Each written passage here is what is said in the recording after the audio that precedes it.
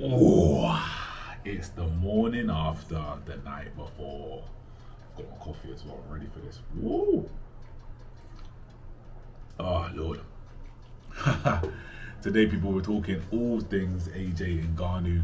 We're going to do a little breakdown of the fight, little footage analysis of some of the highlights of the fight. At the end, we'll talk what this means next for boxing, what this means next for AJ, what it means next for Ngannou. Because, boy, the landscape is looking a bit mad right about now. Don't forget, guys, like, share, comment, hit the notification bell. When you comment below, let me know your thoughts. Argue in the comments, argue with me. I mean, there's not really much to argue about now. I think things are pretty clear, but please let me know your thoughts below. Let's get into the video. What an interesting one. There were so many things, even within my breakdown, that actually were perfectly broken down and actually happened. Like I said, AJ used that pull counter with the backhand left hook. As I thought he didn't quite get to hit the left hook off because he hurt him enough with that right hand. And like I said, I think he could consistently hurt him by boxing from range. I didn't think it would be like a Ruiz 2 performance of just staying out and jabbing and moving, even though, like I said, it's still a good performance. I think using some of that IQ of staying on the outside and knowing that you are the more, this case, not the better reach or longer reach, but you've got the better long game. You can move your feet in and out. You can spring and stay just outside of range and still have power and pop in your punches. I said he would hurt him consistently with that right hand, and that was the key to victory. And yeah, we just know that now we know that the power is even better than we even thought. I thought Ngannou would have put up a bit more resistance, not really because of any deficiency with AJ, but just, I guess we had a full sense of security with the Fury fight. I feel like this Ngannou was a better Ngannou. He was faster, more aggressive. There's a lot of narratives going around now like, oh, this Francis wasn't as good as one Fury. Not a lot. There's a few idiots on the internet saying that. Absolute nonsense. This was a much better version of Ngannou, and AJ did the job on him. Yeah, it was crazy. I did expect the pull counters. I did expect the slip counters from AJ. I just didn't expect it to hurt Ngannou that badly, that early. I thought it would hurt him consistently and then eventually take him out. But AJ was not messing around, and it just shows the golfing class, in my opinion. Let's get into the footage.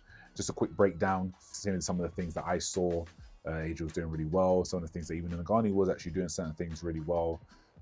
Let's have a look at it. So as we make our way into that first round, let's have a look at it. Straight away, AJ was going to the body with some nice jabs to the body, lead hand to the body. He was in and out of range very quickly as well. Just light on their toes, just stepping onto the jab as well, really driving the lead hand through the torso of Ngannou. Now, it wasn't necessarily taking, I did say this, it wasn't about taking away, it wasn't about hitting Ngannou to hurt him to the body with those jabs or going low. I said go to the body to set up the right hand upstairs, get him thinking about you going low and the right hand coming up because he doesn't have the IQ to keep up. Ngannou kept trying to use his lead hook to counter AJ every time he came in. And I said he was spamming it too much in the Fury fight. And that was a big thing why I said it showed that his boxing IQ wasn't that high because he kept using that lead hook, trying to just catch him on the way out, catch him on the way, or catch him on the way in, all the way out every time Fury. And if it was someone with a higher IQ, I would expect them to adapt and use more shots and not just think of the same shot every time, because someone with better IQ will read that. Fury couldn't. But AJ did and said, okay, he's going to drop that lead hand. Let's attack. As we get into it, AJ again, just that body shots. We had a sustained attack from Ngannou there at about 157. He got a little bit more aggressive, tries to get a little bit greedy with it. And again, we started to see that the physicality wasn't as much of a factor as we thought. AJ held up well when they got up close. And we have at, 122. We have a right hand from Ngannou, big right hook as well. AJ catches it on the guard, big shot on the glove, nothing happens. Here comes the first knockdown, 1 minute on the dot in first round. Francis Ngannou switched to southpaw. Now I did think that AJ will have trouble with the switch hitting, but I didn't think he'll have trouble with him in the southpaw. Now, let me explain that a little bit better. Now, if Ngannou was able to switch hit while punching, and that comes from an unorthodox place and something that's quite, I don't know, like might be quite hard to read because not a lot of boxers do that.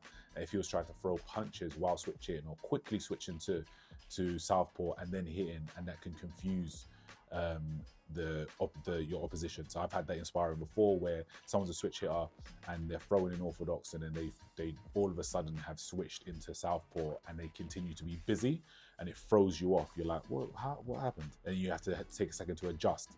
Now with this one, Ngannou switched to southpaw, stayed in southpaw for long enough that AJ could realize it and adjust, given too much space while going, okay, you're southpaw now. And like I said before in my last video, AJ has so much experience in boxing southpaw fighters in the past 2 years, 3 years, is it 2 years? I don't know. So in not just Wallin and not just Usyk, but he's on whole camps with sparring partners who are southpaw. It was a flash knockdown, but he's still. It didn't affect him much, but he still, he felt the power there. Again, he get caught up in the clinch, and AJ does well in the clinch.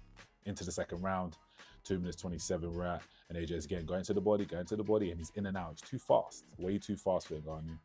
The power's good, but if you can't land it, it doesn't really matter. AJ's too fast, his football was too good. In and out, in and out, in and out. We to 2 minutes of the second round, AJ throws a right hand to the body that pushes Ngannou back a bit, makes him feel it. And again, just taking the energy downstairs so that he doesn't think about upstairs coming later. And here comes our second knockdown.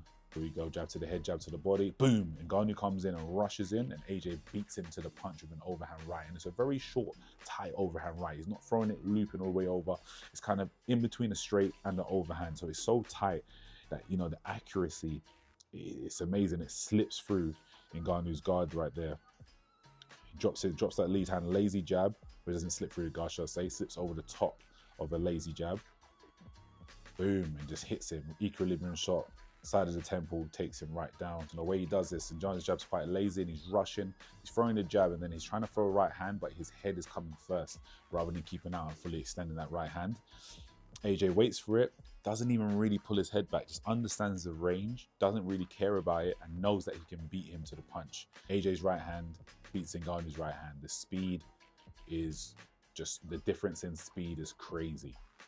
Bam, that first overhand takes him down. Whoa, he's rocked, he's feeling it.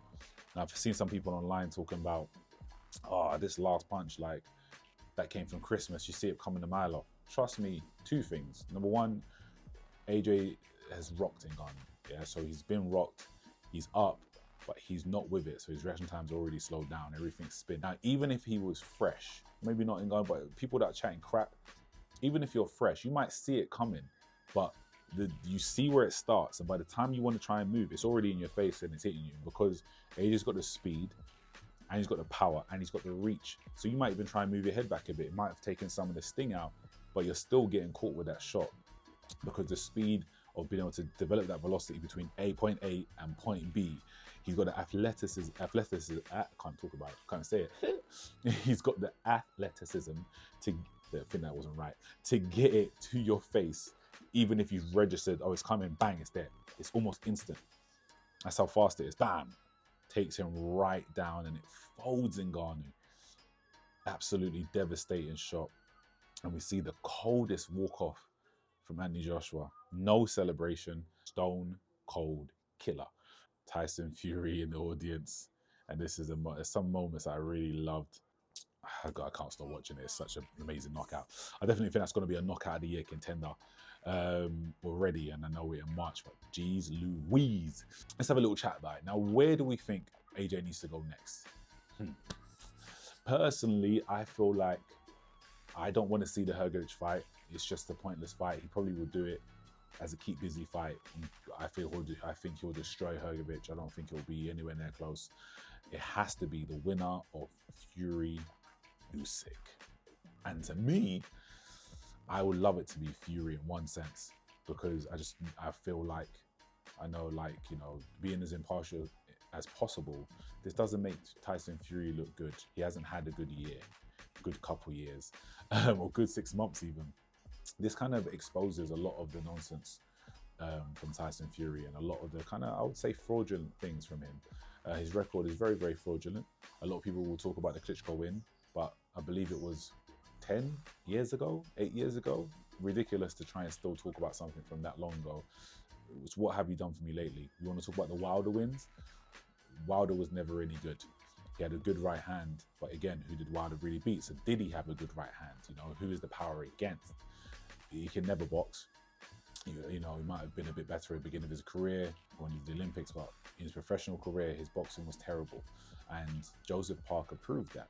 So Tyson Fury's whole record is in question right about now. And him struggling with Ngannou and with AJ beating Ngannou with that type of ease, you know, it doesn't look good for Fury. Now, there's the old thing of styles make fights, and you know, boxing math doesn't work because fighter A beats fighter B doesn't mean fighter B beats fighter C or whatever. You know what it is. I can't do that math. In this case, it's not the same. You don't see a golfing class like that. You don't see someone completely struggle for 10 rounds and then someone knock them out in 2. And it'd be completely one-sided as it was. On top of that, every mutual opponent that they have, AJ has knocked out or stopped brutally.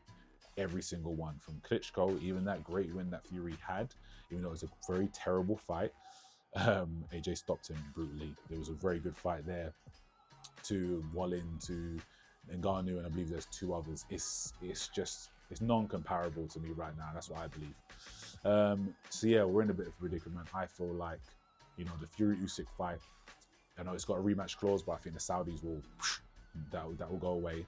And I think AJ will fight the winner. Now, where it gets a bit tricky, I don't think it's a foregone conclusion that Fury's going to win. I do believe that it could be Usyk. I mean, not even could be. I actually back Usyk to win. I do back Usyk to win. I will have a bit more of a breakdown when that gets a little bit closer. It does kind of change slightly seeing Fury a bit more in shape and seeing like he's a bit focused. The fights on Saturday at Knockout Chaos, all of Fury's interviews were the best interviews I've ever seen. I actually I could actually be a fan of this type of person because he was telling the truth. He was being complimentary. He wasn't being crass. He actually seemed very humble for once, which was a very interesting sight to see. Now, it might mean that he's really taking the Usyk fight seriously, and he might see the end is nigh for him, so he might just be getting a little bit more worried.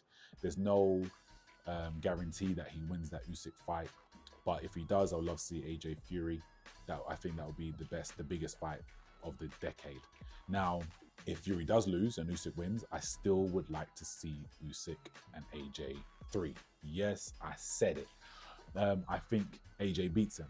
This version of AJ beats him.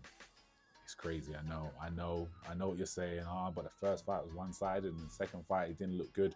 But just go back and watch those fights and compare how AJ was moving, the game plan in both fights, in comparison to how he moved with Wallin and how he moved with Ngannou. And I'm not saying that Ngannou or Wallin are anywhere near Usyk's level, but it's not really about the opponent. Forget the opponent for a second. I want to talk about the fighter. Look at AJ's shape, look at his footwork, look at how fluid he was, look at how much he's turning through the punches in those fights in comparison to these fights. And I don't put that on AJ, I do put that on the coaching. Bless you. I do put that on the coaching, because if you want to do something one way, but the coach is telling you to do it another way, you're constantly having that inner battle, then it's not going to be a good result. So we need to be a little bit, I don't know, kind of give him a little bit more grace in that sense, that you can see that the coaching and the game plan just wasn't right for both Usyk fights. I even believe in the second one. I know people say he did better, and he did do better, but he was very flat-footed and just tight high guard and just walking foot. That's not him. That is not him at all. He likes a low lead hand, and he likes to be in and out, light on his toes, using his athleticism. He's not just a big solid bully. He's athletic. He can be in and out. He's agile. So they should have used that a little bit more. And I believe Ben Davidson and Lee Wiley, they will get it right. I do believe in them. And I really want to do a full deep dive into the history of Ben Davidson. I want to do a deep dive into that history so we can actually, give him the flowers and the props that he deserves. Yeah, man, it's a bit crazy. That's all I've got to say in today's video. Let me know what you think or what you thought of the fight. Let me know what you think of what I'm saying, what your opinion is. But please come from an educated point of view, please. I welcome all casuals on this channel as well. This is not some hardcore boxing channel. This is fully trying to be a bit more accessible to everybody. But just don't talk nonsense. Don't come and talk nonsense. Don't do the, Fury's still the best. You have to base it in fact and base it in evidence. And you know what, if you don't want to, come and talk nonsense. We'll debate it below. But thank you for watching. Like, share, subscribe, comment below. And hopefully I see you very, very soon. Bow.